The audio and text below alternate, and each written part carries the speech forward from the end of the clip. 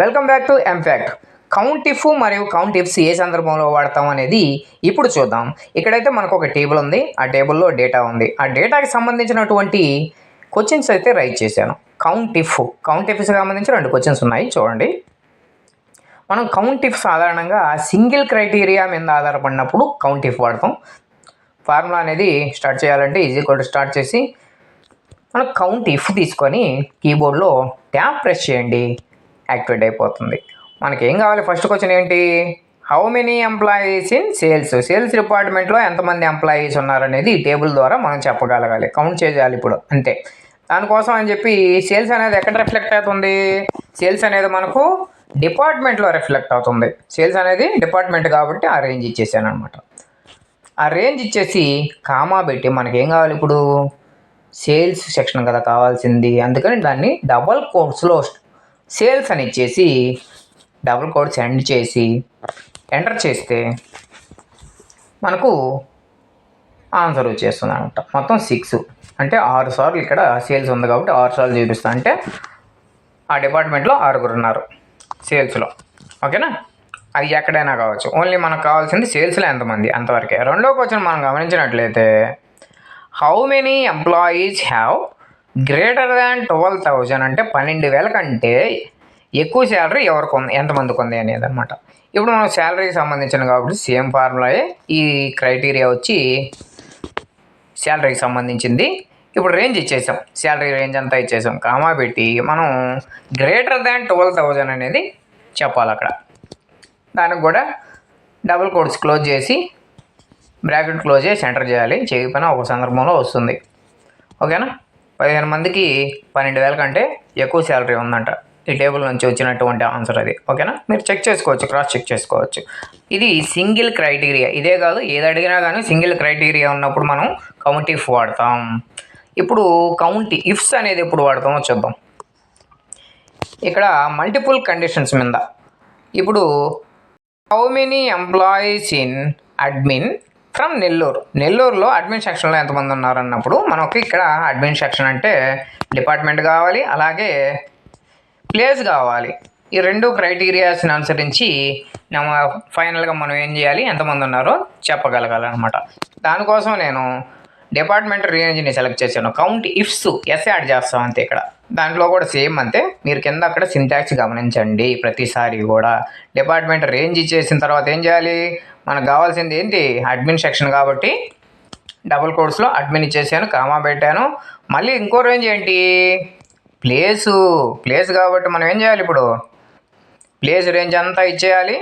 Only నెల్లూరే కదా మనకు కావాల్సింది. నెల్లూరు కూడా డబుల్ కోట్స్లో పెట్టి ఎంటర్ కొడితే మనకు నెల్లూరులో అడ్మిన్ వాళ్ళు ఎంతమంది ఉన్నారు అని దాని అర్థం అనమాట. తర్వాత క్వశ్చన్ చూడండి మీరు.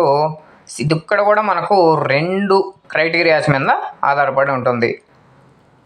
How many have greater than 12,000 in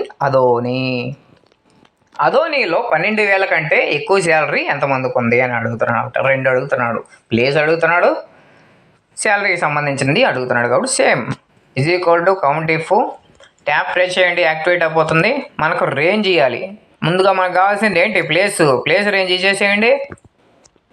మొత్తం సెలెక్ట్ చేసేసారు టేబుల్ మొత్తం, టేబుల్లో ప్లేస్ ఏరియా మొత్తం ఆ రేంజ్ వరకే మనకు కావాలి కాబట్టి. తర్వాత కామా పెట్టి ప్లేస్ ఏమని ఇచ్చాడు? పర్టికులర్గా అదోని అని ఇచ్చాడు కాబట్టి అదోని డబుల్ కోట్స్లో వేయాలండి, టెక్స్ట్ కాబట్టి. తర్వాత మళ్ళీ కామా పెట్టాలి, ఎందుకంటే రెండో కండిషన్ కూడా కావాలి కదా. రెండో రేంజ్ ఏంటి మనకి? శాలరీకి సంబంధించింది కాబట్టి శాలరీ రేంజ్ ఇవ్వాలి. ఓకేనా? ఈ రేంజ్ ఇచ్చాలి, దానికి కామా పెట్టాలి. దీన్ని కూడా డబుల్ కోట్స్లోనే ఇవ్వాలి, ఎందుకంటే గ్రేటర్ దాన్ ఉంది ఇక్కడ. వాల్యూకి ముందు గ్రేటర్ దాన్ ఉంది కాబట్టి గ్రేటర్ దాన్ 12,000ని డబల్ కోట్స్లో ఇవ్వండి. తర్వాత ఎంటర్ చేస్తే వచ్చేస్తుంది. ఓకేనా? నెక్స్ట్ 3వ క్వశ్చన్ మీరు గమనించినట్లయితే దీంట్లో how many have 15,000 rupees from Bellary sales department. ఓకేనా? How many have 15,000 rupees from Bellary sales department అన్నాడు కాబట్టి మనకి ఇక్కడ 3 కండిషన్స్ వస్తాయి. ఏమేమి వస్తాయి?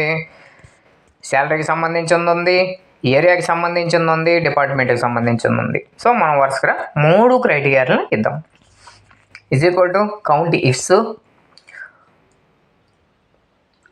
ముందుగా మనం ఒక ఆర్డర్ లైన్ ఇచ్చుకోవచ్చు, ఎలా ఇచ్చినా మనకు వస్తుంది అనమాట. ముందుగా డిపార్ట్మెంట్ ఏమి ఇచ్చాను, డిపార్ట్మెంట్ సేల్స్ డిపార్ట్మెంట్ కావాలి మనకు, అందుకని ఆ రేంజ్ ఇచ్చాను అనమాట. సేల్స్కి డిపార్ట్మెంట్కి సంబంధించినటువంటి రేంజ్ ఇచ్చేసి మనకు కావాల్సిన సేల్స్ కదా, ఇప్పుడు డబుల్ కోడ్స్లో సేల్స్ చేయాలి. అయిపోయింది ఒక క్రైటీరియా ఇచ్చాను ఇంతవరకు. తర్వాత కామ పెట్టాలి. రెండవది ఏంటి, ప్లేస్ కదా, బళ్ళారి కదా మనకు పర్టికులర్గా కావాల్సింది. బళ్ళారి ఎక్కడుంది ప్లేసెస్లో కదా వస్తుంది. సో ఆ రేంజ్ అంతా ఇచ్చాను, కామా పెట్టి బళ్ళారి అనేది డబుల్ కోట్స్లో ఇచ్చాను. చూడండి, డబుల్ కోట్స్ అనేది మస్ట్ అండ్ షుడ్ టెక్స్ట్ వచ్చినప్పుడు. ఓకేనా, డబుల్ కోట్స్ మర్చిపోతే ఆన్సర్ రాదు. కామా పెట్టేశాను. మళ్ళీ ఎంత అయిపోయిందా, లేదు కదా.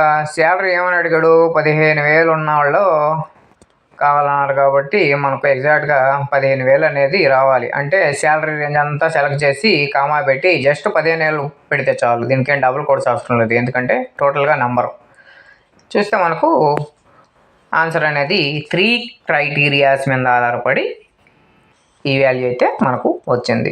ఒకసారి అన్నీ కూడా చూసుకోవచ్చు. ఇటువంటి మల్టిపుల్ క్రైటీరియాస్ని ఉపయోగించినప్పుడు కౌంట్ ఇఫ్స్ అనే ఫంక్షన్ని మనం వాడతాం. ఇది ఎందుకు, ఏమిటి, ఎలా అనే రూపంలోనే సింపుల్గా బిగినర్స్కి అర్థం అవ్వాలని చెప్పి ఫార్ములాస్ని చూపిస్తూ చెబుతున్నాను. నెక్స్ట్ మనం డేటా అనాలిసిస్